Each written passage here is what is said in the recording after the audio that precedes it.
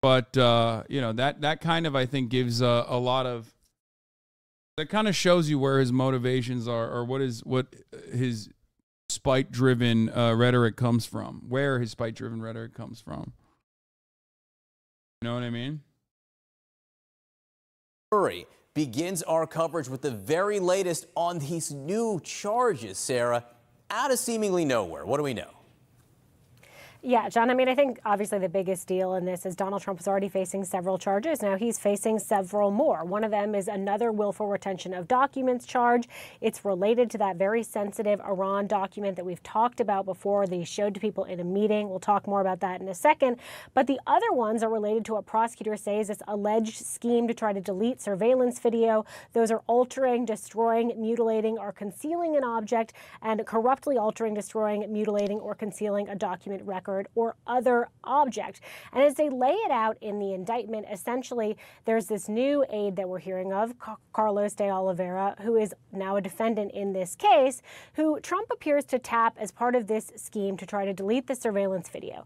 It's after the government has been to Mar-a-Lago, they've subpoenaed him to return all documents of classification markings, and when they go to pick it up, they notice that there are these surveillance cameras outside of the storage room where these documents are being kept. They subpoena the Trump Organization for these surveillance videos. So after that subpoena, it's late June 2022, and De Oliveira, he did everything right, and they indicted him again, is talking to another Trump employee about the surveillance footage. And according to the indictment, he asked this other Trump employee how many days this server retains the footage. The employee says it's 45 days. De Oliveira then goes to the Trump employee and says, you know, the boss wants the server deleted. And he asks, what are we going to do? So that's really the heart of the scheme to try to delete this surveillance footage that is new in this indictment. But let's go back to that additional willful retention of documents charge, because this is a document we've talked a lot about. Donald Trump talked about it in a meeting he had in July of 2021 at Bedminster with folks who are writing a book about Mark Meadows. Take a listen to how Donald Trump talked about that document at the time. This was the Defense Department and him. Wow. We looked at some. This was him. This wasn't done by me. This was him. All sorts of stuff. It's pages long. Look. Wait a minute. Let's see here. Wait a minute. Yeah. All right, we know this already. Amazing. We know this already. Case, you know. Except it is like highly confidential. Yeah. And John, this is notable because since the first version of this indictment came out, since that tape came out, Trump has said he had no document. It was all bravado. The government making clear in this new indictment that was not the case. All right, as we said, a big development amidst so many others. Sarah Murray, thank you for bringing us up to speed on this. I expect we'll be speaking to you again soon. Thank you. Rahel? All right, John, let's go over now what we know about this new defendant. Right now, it's not a lot. Carlos de Oliveira, as we said, is his name, and he's the property manager at Mar-a-Lago. He was previously a valet there. We know that he's 56 years old, and he's now accused of helping move boxes of documents after the Justice Department first subpoenaed the former president. This happened in May of last year. De Oliveira spoke with the FBI earlier this year in January, and that's when investigators say he lied about helping or knowing about moving the boxes. Well, he has now been charged with conspiracy to obstruct justice, destroying or concealing a document, record, or other object, and making false statements. Now, we should say that CNN has reached out to his lawyer, John Irving. We have not heard back, but Irving is among the lawyers whose firm received nearly $200,000 in payments for legal services from Donald Trump's Save America PAC. De Oliveira is scheduled to be arraigned in federal court in Miami, and John, that is expected to happen. Bro, they need so... What is happening? Half of the PAC money is going to Donald Trump's court cases, dude. They can't even run ads yet. It's like they keep burying my man with so much legal fucking paperwork that they can't even spend money on the shit that like helps you win elections. You know what I mean? Like develop ground game and all this other stuff. Happen this Monday. So many more things to watch. That's right. We'll be watching that. Okay, with us now, former federal prosecutor Renato Mariotti and chief law enforcement and intelligence analyst John Miller. Renato, let me just start with you. What's different this morning than was yesterday? Yes, Donald Trump faces these additional charges, but what, if anything, about these charges makes his legal predicament different? Well, one thing, John, is they now have found the document that was being referred to in that recording we just heard. I think that's important. Ultimately, that is some of the best evidence that Jack Smith has. It's evidence that makes it clear that Trump admits that the document wasn't declassified. We now know in the indictment that document was top secret. He's going to be able to show that document to the jury. I think that's important. And look, trying to delete and destroy surveillance footage, that is very explosive, and it's just going to be hard to explain away. All of the stuff about classified documents for a lot of people might be hard to get their heads around, but it's very hard for me to believe that jurors are going to not be able to understand that when you're deleting footage, when the FBI is investigating you, that means you've done something wrong. And Renato, stand by for a moment. I want to bring in John Miller into this conversation. John, just the pure amount of investigation that went into this, thinking about potentially putting this in front of a jury when you have so much audio, photos, surveillance. I mean, in terms of the prosecutors being able to say, hey, don't even just listen to what we're telling you he did. We can actually show, you can hear this for yourself. You can see this for yourself. I mean, talk about how powerful that is potentially for the prosecutors. Well, the timeline that was just laid out on this broadcast really tells a story. But if you dig just one layer deeper, the original indictment's focus was, first, you have these documents, they shouldn't be there, they shouldn't be in your possession. The second piece is the obstruction, which is when we demanded these documents back, we see on videotape people move them around. So you're trying to hide them, and you lied to your lawyer about it, who made false representations to us because he believed it to be true. But this is a layer deeper, because when you bring a charge that says that multiple people conspired, allegedly on instructions from Donald Trump, to not just obstruct justice by moving the things around, but then try to find and delete the videos that showed them moving them around, you are in a new zone here, because you have an obstruction of justice being committed to conceal the original obstruction of justice charge. Is it an obstruction on top of another obstruction? It's an obstruction of an obstruction. And, that really kind of fills out in this superseding indictment the conspiracy where Donald Trump reached deliberately past his lawyers, who presumably would have said, you can't do this, and literally to the lowest levels of the organization, people who might be expendable, his valet, the head of maintenance, and said, take care of these things. There's a reason he bypassed all those attorneys. Does it get you double secret probation? Obstruction of justice, I think, is a form of double secret probation. Renato, does that get to consciousness of guilt?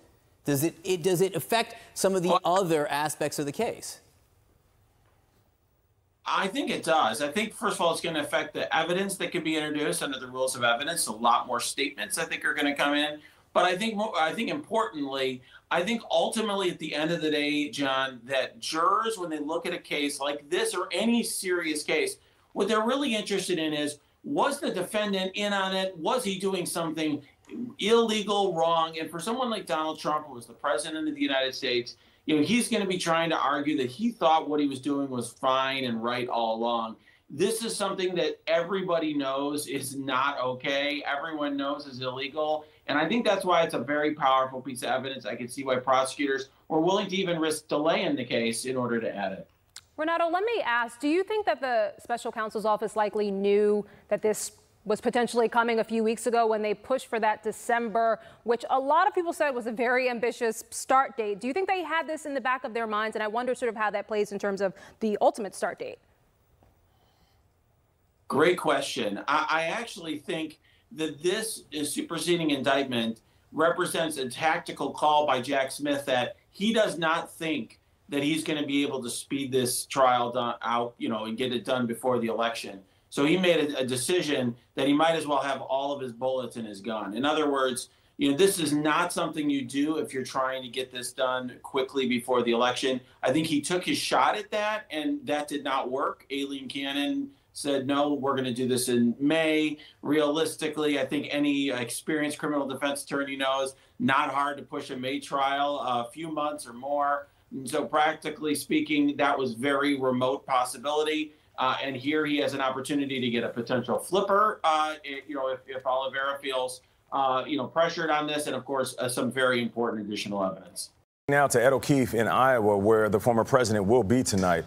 His legal troubles are becoming a big topic on the campaign trail. Ed, good morning. You spoke one-on-one about this with Florida Governor Ron DeSantis.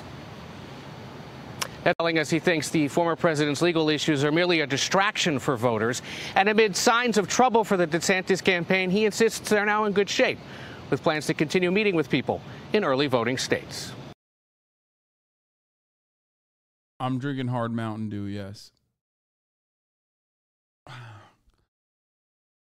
I don't know where we're going to go with... I don't know where this is going to go. Like, I genuinely don't know. Like, I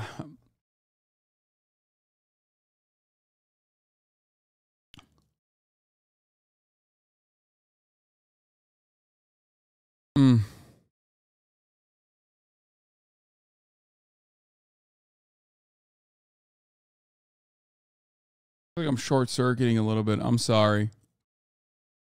But, like, in many respects, I feel as though, like, I feel like this is going to contribute to a depressed turnout overall.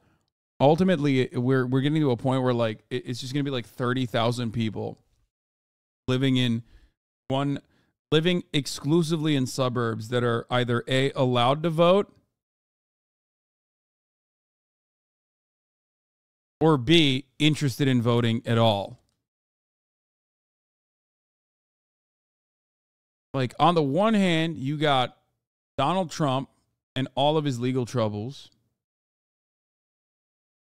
And it was like fun the first time, fun the second time, fun the third time. It's like it keeps piling on and on and on and on. And then the Republican Party has no way of dealing with it. They have absolutely zero ways of dealing with this issue. They are completely captive. And their alternative to Donald Trump is failing. Their alternative to Donald Trump is Ron DeSantis, who is a massive failure and on certain polls is like losing to some random fucking online Groyper guy candidate.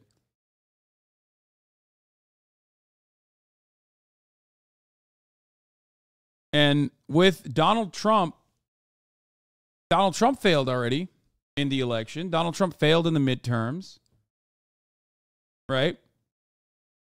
His candidates failed dramatically. Because they hyper-focused on the issue of, like, Trump's election being false and fake. Are they able to re-triangulate their messaging to something that appeals to a broad enough segment of the population beyond Trump's loyalists? Will it be enough for Trump's loyalists to go out and vote? Are they enthusiastic enough? Let's say they are. Are they enthusiastic enough, especially when on the other side of the equation, you have Joe Biden, who is not a very inspirational candidate at all, who had a lot of advantages like COVID lockdowns ending under his reign, but also a shit ton of economic stagnation and a tremendous amount of inflation as well, with no real fiscal policy to combat it.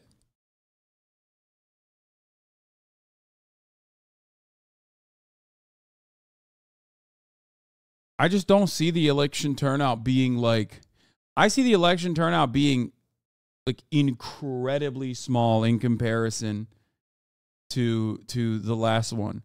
The eyes were on the prize last time around, and there was a lot of enthusiasm for getting Trump out of office, not necessarily for Joe Biden, but getting Trump out of office, right? now that we've had 4 years of Brandon, and people have gone back to their lives, they don't care about politics. They don't want to care about politics at all. I don't know. I don't know how things will shake up. Or shake out, sorry.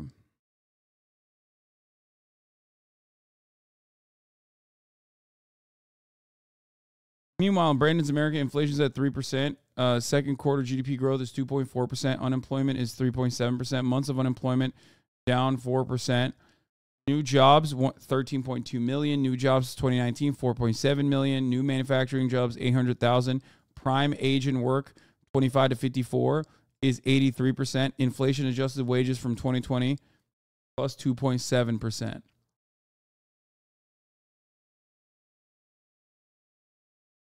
It only matters the month before the election. Not necessarily the month before the election, but the election cycle will start mattering more. Ultimately, all of those numbers are completely irrelevant to how people feel. A lot of those numbers in general are irrelevant in the way that people experience the world around them, with the exception of, I guess, inflation, right? And even then, big ticket items are still tremendously expensive. Homelessness is still out of control. Like nothing has changed. Student loans were promised to be eviscerated, and that's in limbo. It's gone, as a matter of fact.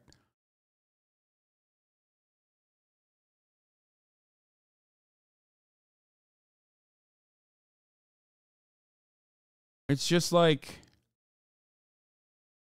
and on top of that, the guy leading the charge is old. If you think about like a single word to associate Biden with, a singular word to associate Biden with, no one is going to say any of those things. Abortion is the ace up the Dem sleeve. I know, it seems so gross to talk about it like this. Yeah, decrepit, old, sleepy. These are the things that people think about when they think about Biden. They think he's old.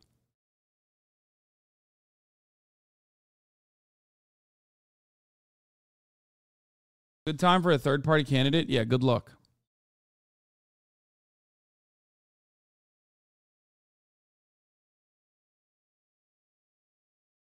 And I don't even necessarily disagree with what you're saying. If I'm going to put my Democratic consultant hat on for a second, you know what I mean?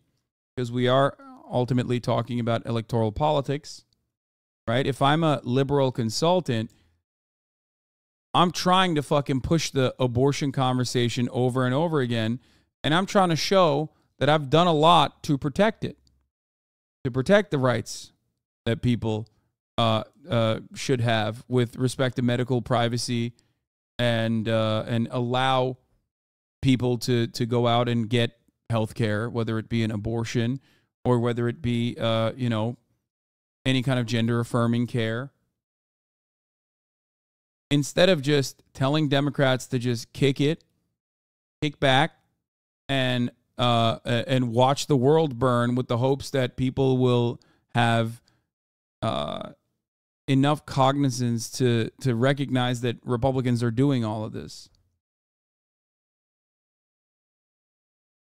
Abortion, legalizing, decriminalizing weed, and student debt, higher education costs. The Dems have plenty of stuff to basically lock it in an election or two, but they don't have any urgency to actually get it done, so they're just going to milk it for as long as possible.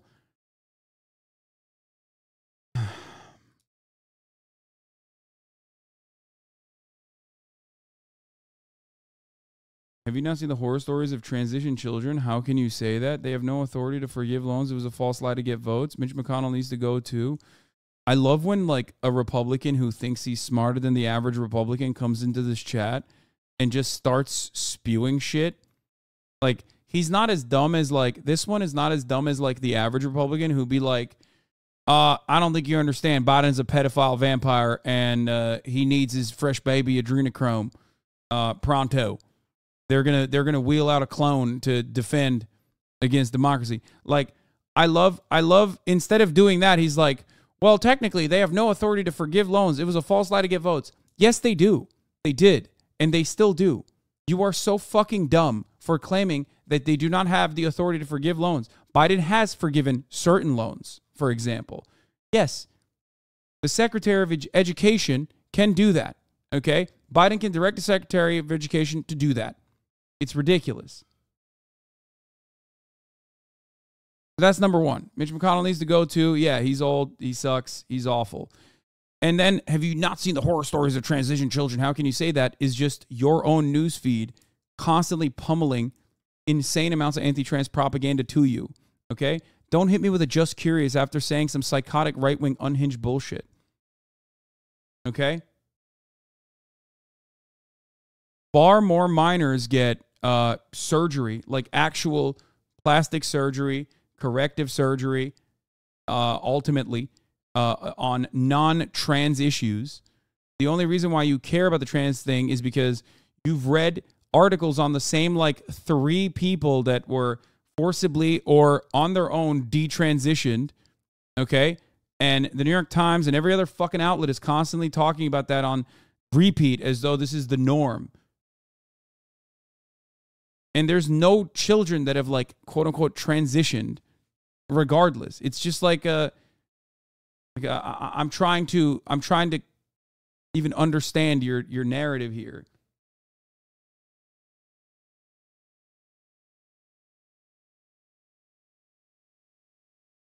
Senate Minority Leader Mitch McConnell's office says he will remain the GOP leader throughout the end of the current Congress. Yeah, that's not surprising.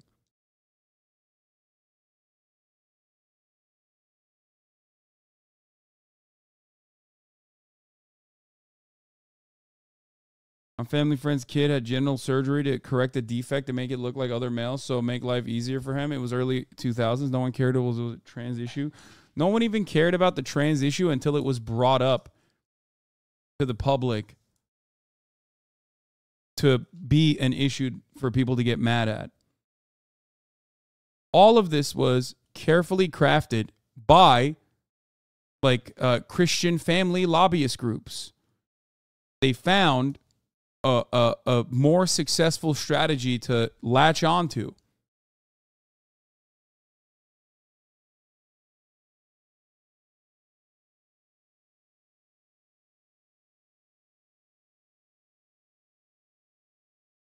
Anyway.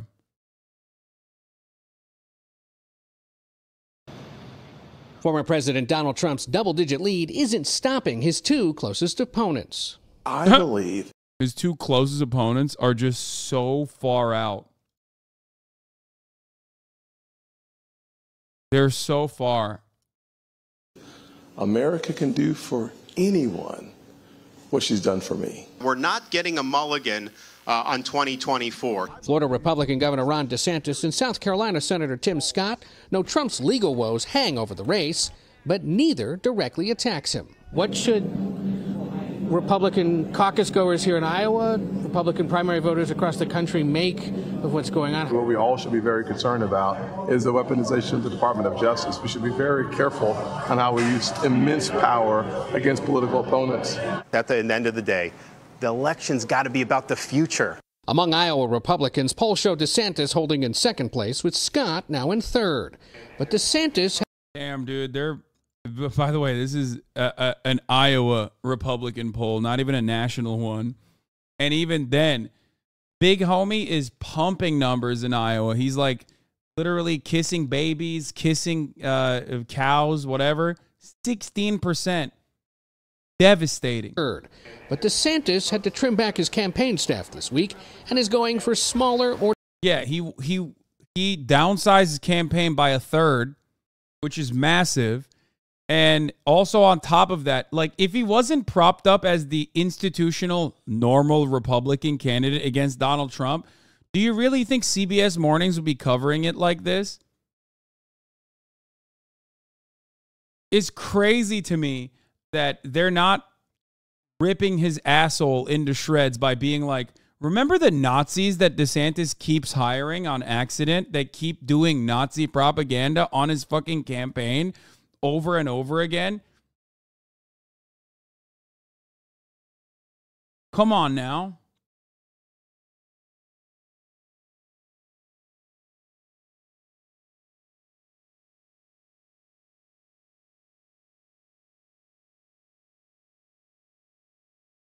Or direct outreach to caucus goers who demand direct FaceTime. It comes as he faces backlash for Florida's new Black History curriculum standards. The new guidelines say Florida middle schoolers should be taught about the harsh conditions enslaved people endured and about how slaves developed skills which... Talk to me about Scott. Never heard of him. He's a virgin. In some instances, could be applied for their personal benefit. True. For the first time, Scott, the only black Republican senator, weighed in. What slavery was really about separating families, we're now mutilating humans, and even raping their wives. Ooh, Tim Scott came out and said, no, slavery is bad, actually. Hold up. What are Republicans saying about that? No silver lining. Tim Scott slams DeSantis over Florida Black History standards on slavery. Brett Stees, a Republican podcaster, Substacker, says, yeah, I get it. It's campaign season, whatever, but this is a lie. They all know it, and if you side with Kamala Harris, you're done. This sucks. Had such high hopes for Tim Scott in 2018, and it's gotten nothing but worse and worse. Just a shame. They're saying Tim Scott... Oh, Aya, what are you doing? Why are you right behind me?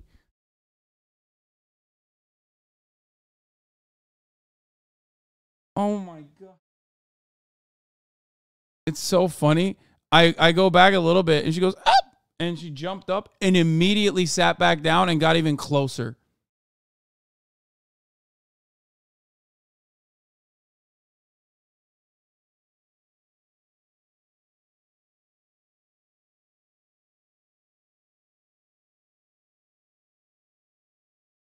You're such a good baby.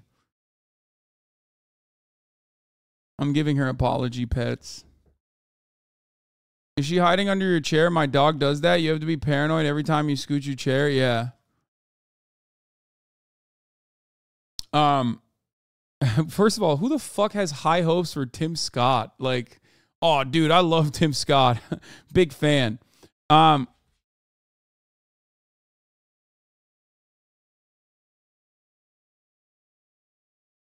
also getting upset at like the only black Republican for saying like objectively correct things about the American history of slavery, even if he's using it as an opportunity to shit on Ron DeSantis, he's still right.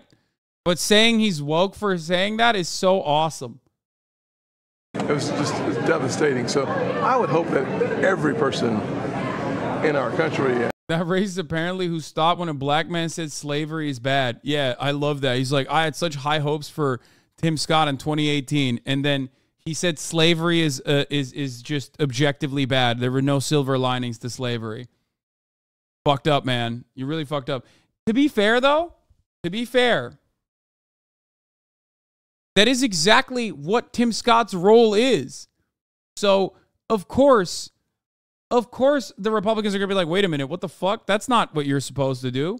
Because, like, if you've ever watched Tim Scott on any of the Republican National Conventions, in any of the CPAC situations, that's his role is to just sit there and be like, I'm a black man. I've seen real racism, and, you know, insert whoever the Republican person is that people are calling racist is not racist. That's what he says. That's what he says in pretty much every fucking speech. Every single time he is like prominent in the Republican sphere. So of course they're like, wait a minute, what the fuck? Why is he not saying things that make me feel better about the racial subjugation of enslaved people? Why? I, as a white man, have expected this from him, to be the black face of white supremacy, and now he's not delivering. It's really fucked up. And certainly running for president would appreciate that. Vice President Harris and Trump supporter Florida Republican Congressman Byron Donalds have also criticized the standards. In an interview with CBS News Thursday, DeSantis responded to the VP's criticisms. We had really serious scholars. Wait. Byron Donalds? Have also criticized. Byron Donalds is shitting on Ron? Oh, that's so awesome. I love this. I can't wait for Donald Trump to come out and be like, it's actually so fucked up that they said there's no he's going to come out and fucking just drive the knife directly into little Rhonda. Byron Donalds is a psychopath, okay? The only reason why he's saying this right now against little Rhonda is because he's a Trump guy.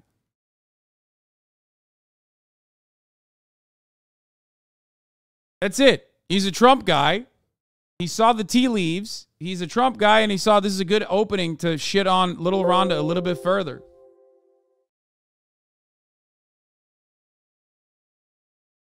Hardline anti-slavery Trump arc. It's pretty funny, man. It's pretty good. If Donald Trump had come out and been like, slavery had some positives, which is something I absolutely can hear Donald Trump say, Byron Donalds would 1,000,000% be defending him. Okay? Like, absolutely. The attempt to feature the personal benefits of slavery is wrong and needs to be adjusted, he wrote in a tweet. Like, I don't think this is a person developing backbone, okay? I don't think, like, I know a lot of you will want to see this as an opportunity, like, oh, yeah, well, maybe it's because he's black and, like, he thinks it's, like, a bridge too far. Like, fuck no. No shot, okay? He is he's a green Florida Republican congressperson.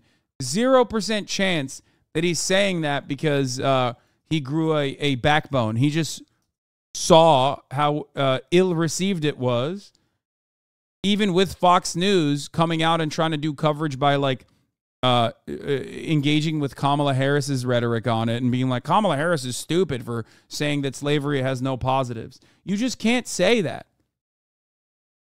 It's like a thing that it's giving the game away, okay? It's like Republicans or conservatives that, you know, still understand the need to wear a robe when you're a part of the fucking Klan, okay? Like, you get it. It's like a racist person saying, well, I'm not racist, actually. How dare you say that? That's the most racist thing you could have ever told me. Even racist people don't want to be called or considered racist because everybody in America understands racism is wrong, even if they themselves are racist.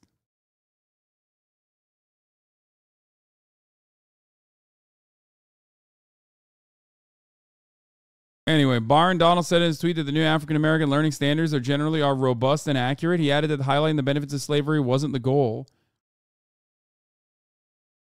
Oh, by the way, Florida education isn't as bad as we thought it was. It's actually worse. I was lying. It's so much worse. Florida just approved PragerU Kids right-wing propaganda videos for use in public school classrooms. There's propaganda, celebrations of colonialism, and more. Here. Let me run through some of this. One video tells the viewer that embracing climate denialism is akin to participating in the Warsaw Uprising. And grandfather Jakub are encouraging Anya by sharing their own stories of perseverance. Timon remembers having to meet people late at night in a freezing cellar to avoid the communist authorities. But that didn't stop him from sharing his ideas. Grandfather Jakub tells her about the Warsaw Uprising, when the city's Jews fought back against the Nazis. Jakub remembers helping smuggle food, blankets, and even ammunition to the Jewish resistance fighters through sewer tunnels. Through her family's stories, Anya is realizing that fighting oppression is risky. Yeah, the real fight against oppression is literally fighting against the scientists that are telling you that the climate warming is actually bad, okay? Climate change is actually bad. Anthropogenic climate change is real, and it's a bad thing, and it's going to fucking ruin your life. How funny that they are also doing anti-climate change propaganda in fucking Florida, where people are literally experiencing it, okay? And that it always takes courage.